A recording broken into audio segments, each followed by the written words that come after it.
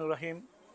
আমরা ব্রাহ্মণবাড়িয়া জেলা জাতীয়তাবাদী ফোরামের পক্ষ থেকে আজকে যে আয়োজন করেছি, আমাদের জননেতা তারেক রহমান যেভাবে নমিনেশনগুলি দিচ্ছেন, আমরা তাকে সাধুবাদ জানাই।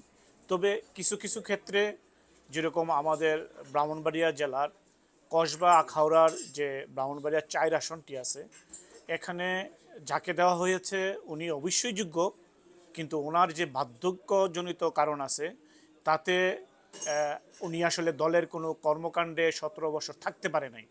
পাশাপাশি উনি বাইরে ছিলেন, যে কারণে দলের দুর্দিনে যে স্টিম রুলার আওয়ামী লীগের পক্ষ থেকে বিএনপির উপরে চালানো হয়েছিল, ওই সময় আমরা দেখেছি শুধু কবির আহমেদ ভূঁইয়াভাই মানুষের পাশে থেকে সমস্ত কিছু মোকাবেলা করেছে, এবং ওনার বিশাল একটা জনপ্রিয়তা আমরা বিভিন্ন মাধ্যমে দেখতে পাইছি।